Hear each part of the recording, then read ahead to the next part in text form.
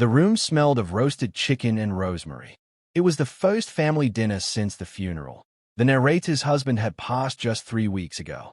The son and daughter-in-law had invited them over for what was supposed to be a warm evening of healing and remembrance.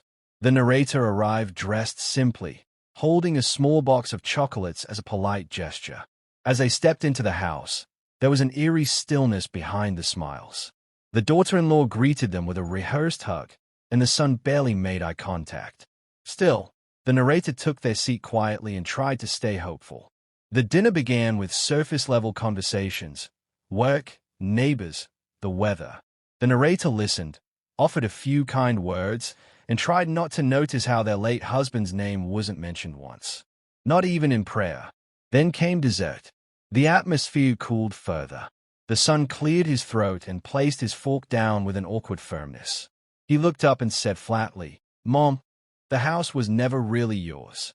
The narrator blinked, confused, unsure whether they heard right. The daughter-in-law chimed in quickly, her tone calm but cutting. "Now that your husband has died, you've had time to mourn. It's time to move on and move out." The words struck harder than anything said at the funeral. The narrator looked between them, stunned, but neither of them flinched. The son, once their little boy, sat cold-faced. The daughter-in-law wore a slight smile, as if she had rehearsed this moment. No one else at the table spoke. The room, once filled with clinking plates and laughter, was now silent, except for the faint ticking of the clock on the wall. The narrator's hand trembled slightly as they placed their napkin beside their plate. No reply came. Not a single word. They simply stood, adjusted their shawl, and walked toward the door. No goodbye. No tears. Just quiet steps, out of a home they had poured decades of love into, and into a night where dignity was the only thing they had left. But what they knew, and what their son didn't, was that not everything had been left behind. The night air was still as the narrator sat alone in a modest motel room, the smell of cheap soap and detergent lingering in the air. A dim lamp cast soft shadows across the walls. The silence gave way to memory, a flashback that came uninvited. She could still see it clearly, the first time they stood on that empty patch of land, just her and her husband. He had squeezed her hand, eyes full of vision, as he said, "This is where we'll build it. Not just a house, our future." They had nothing grand back then. No inheritance, no windfall, just shared determination. She had worked double shifts at the clinic. He had taken side jobs on weekends. Brick by brick, paycheck by paycheck, they poured themselves into that dream. She picked the tiles. He carved the garden beds. Even the paint on the back porch held memories of laughter, of spilled coffee, of quiet evenings watching their son learn how to ride a bicycle. They didn't just build a house. They built a history. Now, that very same son had sat at a dinner table, his voice devoid of affection, and said, "The house was never really yours." The words echoed in her mind, heavier with each repetition. How could something so carefully nurtured be so casually dismissed? She thought of the daughter-in-law. Polished, sharp, calculating. Over the past few years, she had subtly inserted herself into every decision. First in the kitchen, then with the finances, then with family matters. The narrator had watched her with quiet concern, never speaking out, always assuming her son knew best. Now it was clear, her silence had been mistaken for surrender. The daughter-in-law had claimed the narrator's seat at the head of the table that night, literally and symbolically. She served, she decided, she spoke over everyone. She had become the self-appointed matriarch of a house she hadn't helped build. The narrator closed her eyes. Her chest ached, but not from grief, from disbelief. She whispered to herself, "You've had your time here." It was what her daughter-in-law had said with her eyes. But time had a strange way of circling back. And this story wasn't finished yet. The room was warm with the scent of baked apples and cinnamon. Yet the narrator felt a sudden chill crawl down her spine. As she placed her fork down gently on the side of the dessert plate, the daughter-in-law leaned in across the table, too close, too rehearsed, and delivered the final blow. Her voice was calm, deliberate, and venom-laced behind a practiced smile. "Now that your husband has died," she said softly, "mourn, pack your things, and never come back." The words didn't rise. They pierced, like a needle slipping under the skin, clean, precise, almost unnoticed, but irreversible. The entire table went still. Even the ambient clatter of cutlery came to an abrupt halt. No one made eye contact. No one defended the narrator. The soft background hum of the refrigerator became the loudest sound in the house. She turned slowly toward her son, silently pleading for a flicker of humanity. A blink, a frown, anything. But he just sat there, still, his eyes fixed on the untouched pie in front of him. His shoulders didn't twitch. His mouth didn't open. If anything, there was a slight nod, as if he agreed. The betrayal hit harder than any spoken word. Not because it was loud, but because it was quiet. The kind of silence that ends relationships. The kind of stillness that says, "We've made our decision. You're not part of it." The narrator didn't cry. Not he. Not for them. She swallowed the lump in her throat and steadied her breath. The pain was sharp, but her posture remained upright. She had faced labor without medication, wartime rations, and years of sacrifice for this very family.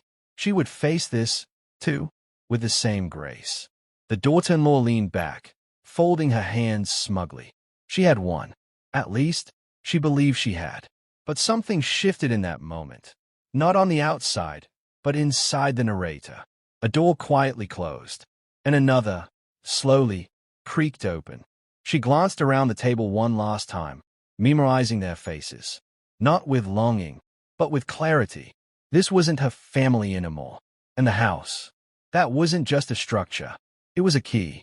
And tomorrow, she'd use it. The tension in the room hung heavier than the chandelier above. No one moved. No one spoke. The words had already been said. Cruel, final, unforgiving. But it was the silence that followed that made it real. The narrator reached for her napkin, her movements deliberate and slow.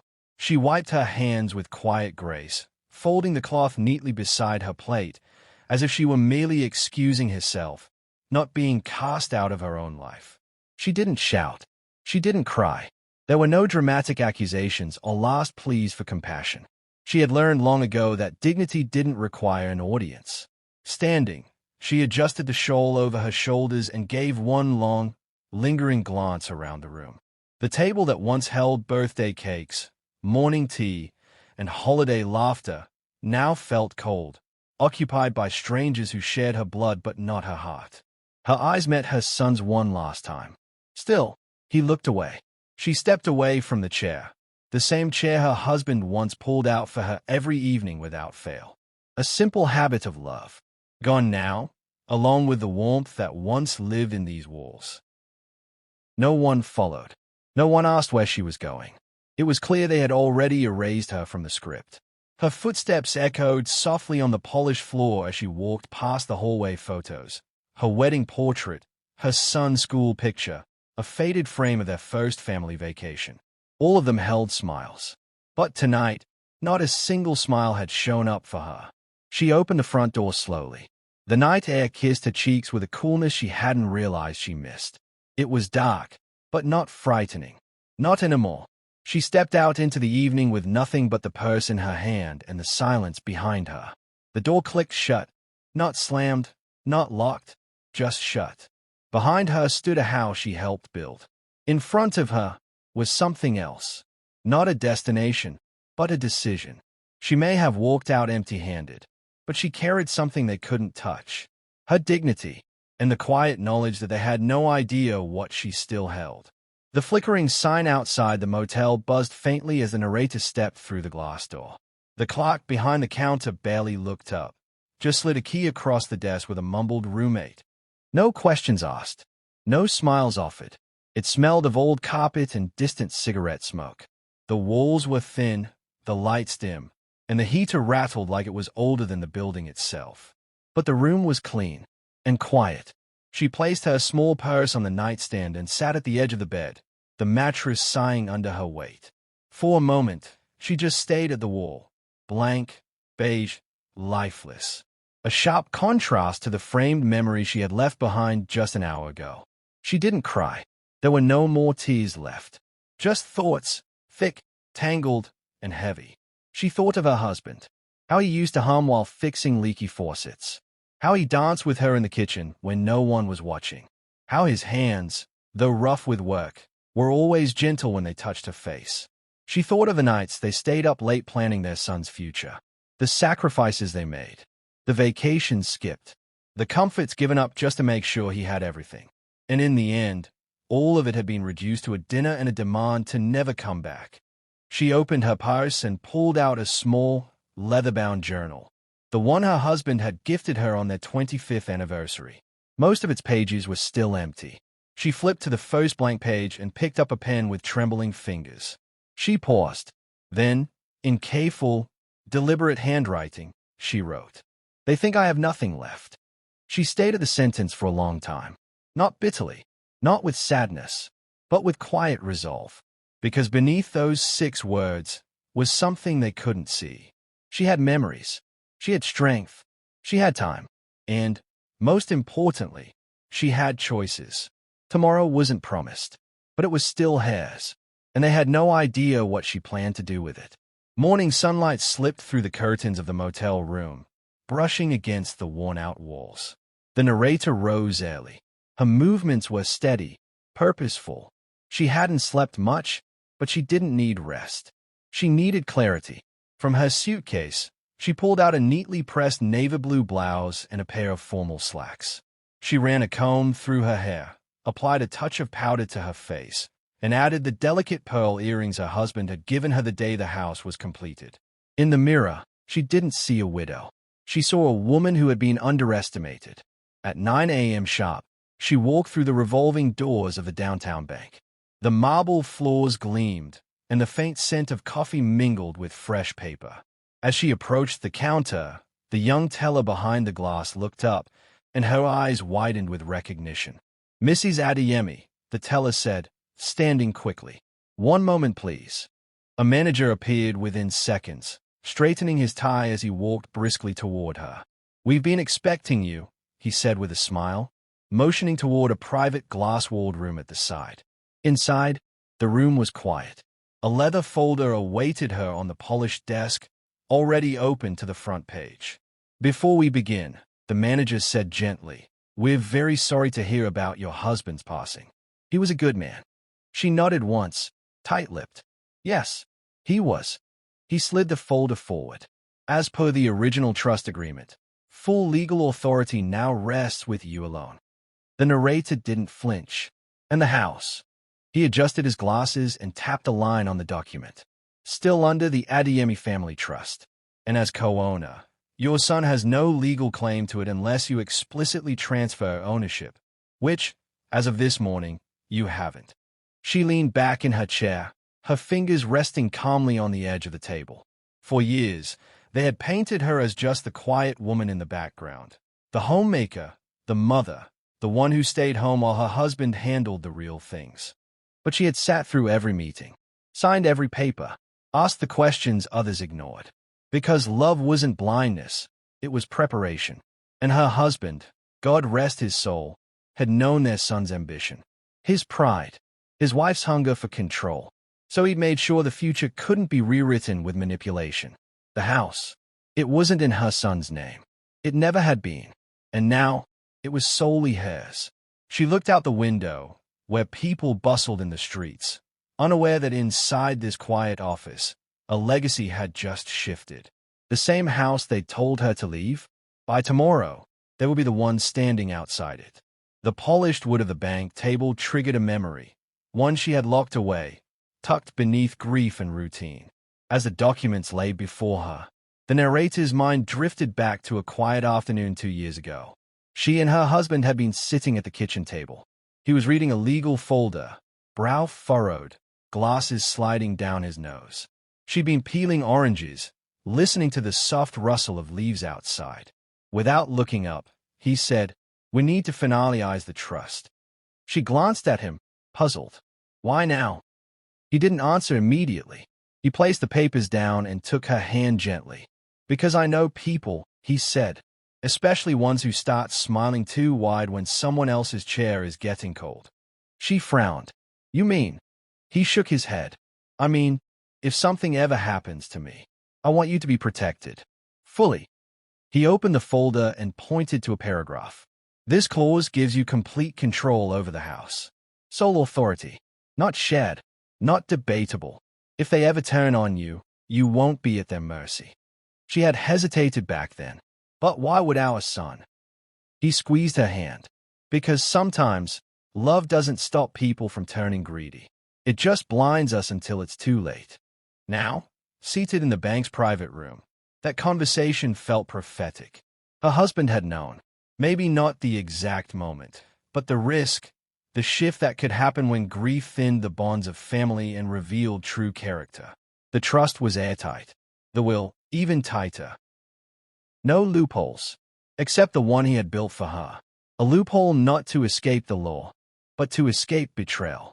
The clause gave her full control. No one could claim the property, challenge her authority, or force her hand. And unless she willingly signed it over, the house remained hers, untouchable. She exhaled slowly, running her fingers across the embossed seal on the document. Her husband had died, but his wisdom, it was very much alive. And now, it was her turn to carry it forward, not with revenge, but with resolve. They had thought she was powerless, but they hadn't read the fine print. The elevator doors opened with a soft ding as the narrator stepped into the quiet hallway of her lawyer's office. The firm's logo gleamed on a frosted glass wall, and the receptionist greeted her with a respectful nod. She didn't need an appointment.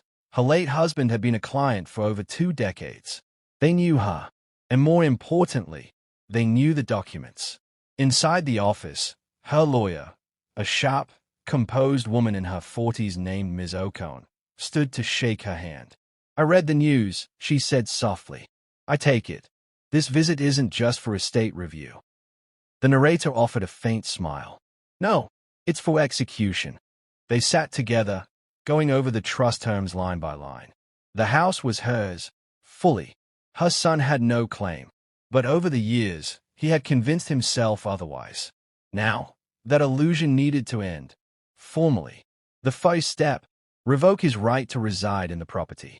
It wasn't an eviction, not in the traditional sense. Legally, he had never been granted permanent residence. What she was doing now was simply making it official.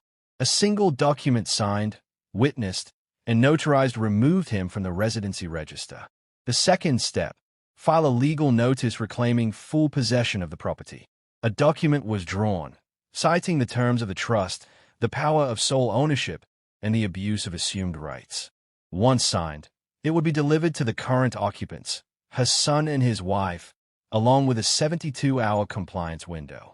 They would be given the opportunity to vacate voluntarily. If they didn't, the law would handle it. Ms. Ocone looked at her across the table. Are you sure you want to go through with this? The narrator didn't hesitate. They already left me. I'm just returning the favor, legally. The papers were signed. The seal was stamped. The letters were prepared for delivery.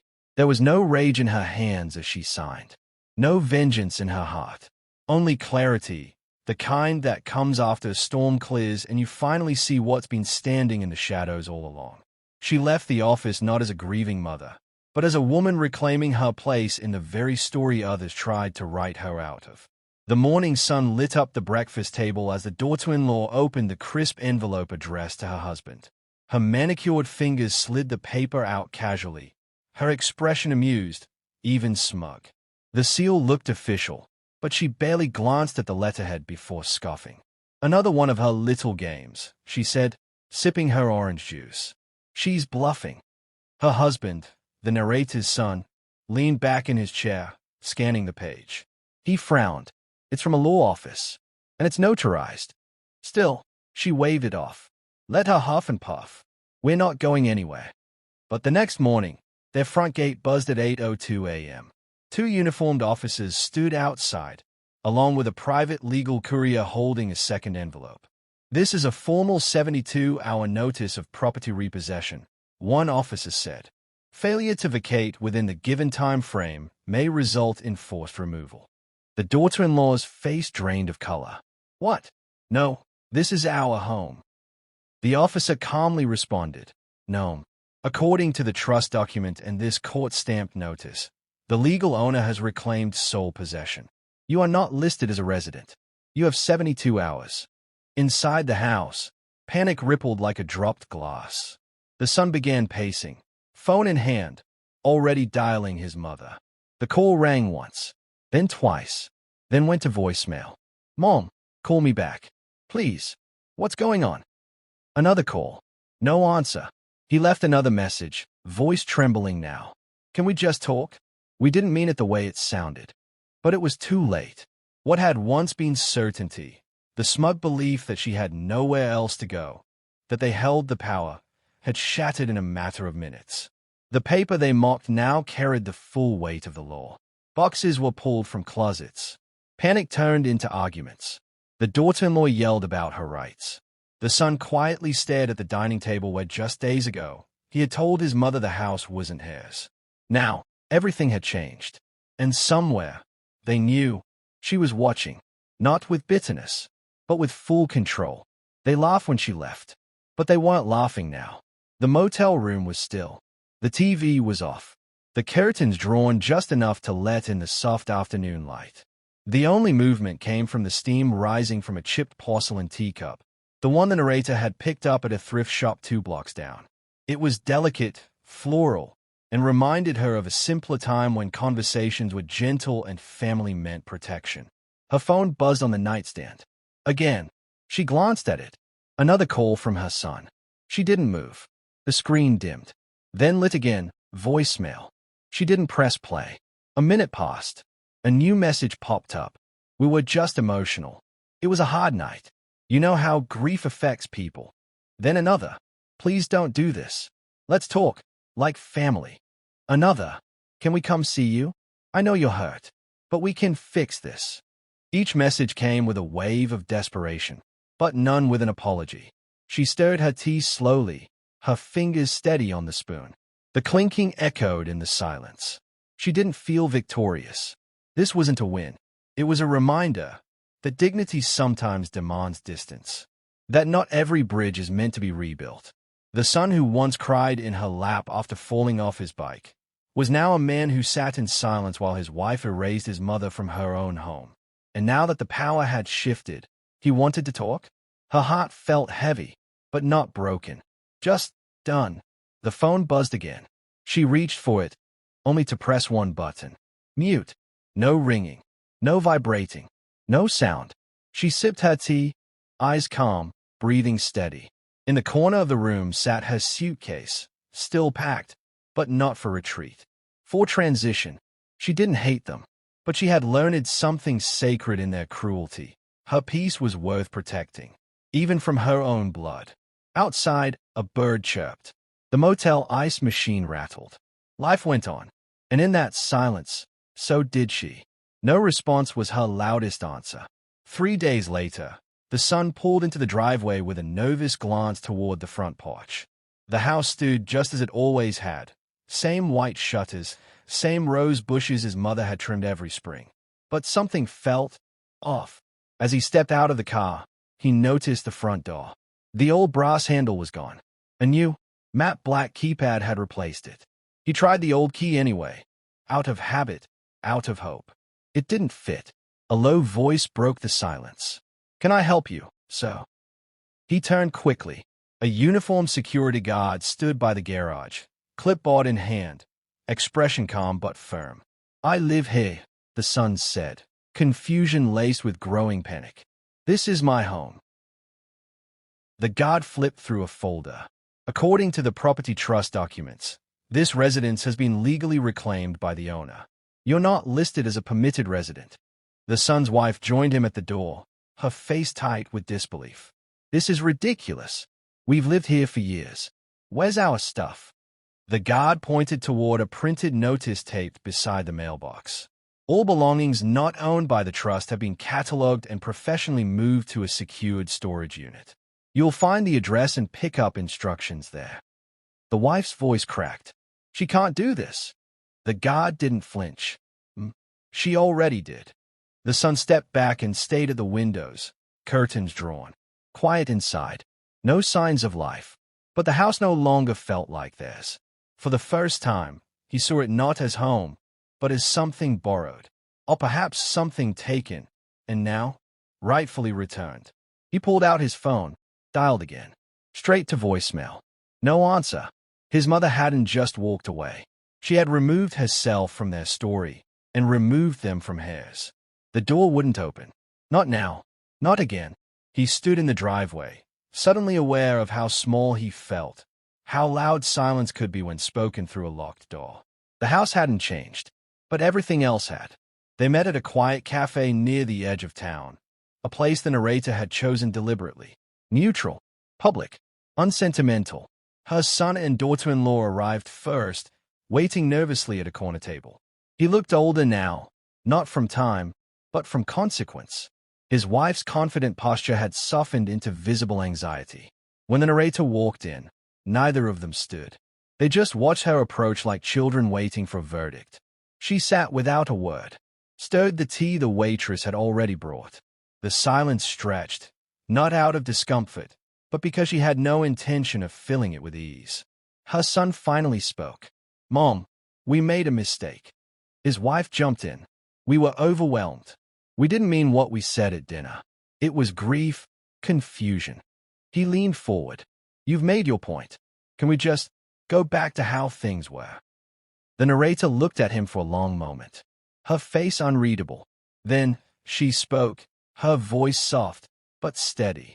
"I gave you everything." Her eyes moved from him to his wife. "But that wasn't enough. You wanted to take it all, even my grief." Neither of them spoke. She reached into her bag and pulled out a sealed envelope, placed it on the table. "This is a legal statement. It officially disinherits you from everything: property, trust, financial rights. You will not be notified of my passing, nor receive anything when that time comes." The son blinked, his mouth slightly open. "Mom, please." "I needed to grieve," she continued. "Instead, you saw opportunity. I lost my partner, and you tried to erase me, in the house I built, in the life I gave you." His wife's voice cracked. "We can make this right." But the narrator stood up. Calm, collected, final. "You showed me who you are," she said. "I'm simply giving you the space to be it, far away from me." She turned and walked away, the bell above the cafe door ringing faintly behind her.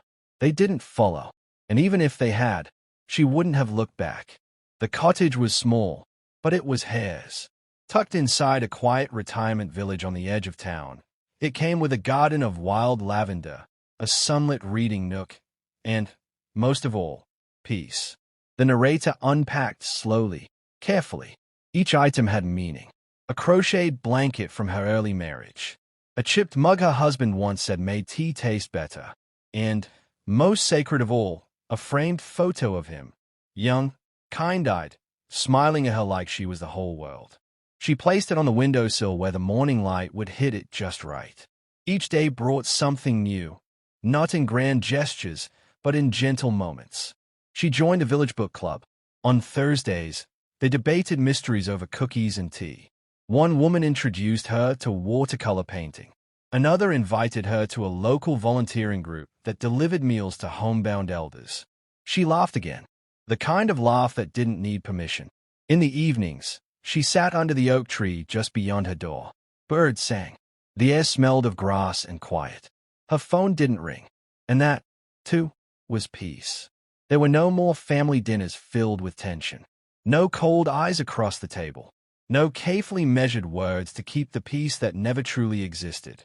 Now, she had neighbors who offered extra muffins and stories, not judgment. She wasn't rich in gold, but she had something far rarer, a life unburdened by pretending to be welcome where she wasn't. Sometimes she looked at her husband's photo and whispered, "You'd like it here. It's quiet, safe." And in that stillness, she felt him, not as a loss, but as a presence. She missed him, yes, but she no longer missed herself, because now, finally, she had found her again. Not lonely, just free. The days are quieter now, but not empty. The kind of quiet that comes with knowing you made the right choice, even if it cost you everything familiar. I sit by the window each morning, tea in hand, sunlight warming the frame of his photograph. And I think about how strange it is that the people you raise can sometimes forget who raised them. They thought they could take everything. My home, my place, my worth. But what they never understood, what they still don't understand, is that I was never just mom. Never just wife. I was a woman who kept the foundation solid while they ran wild on the roof. I was the hand that steadied, the voice that calmed, the silence that protected. And when they decided my silence meant surrender, I showed them it meant strength.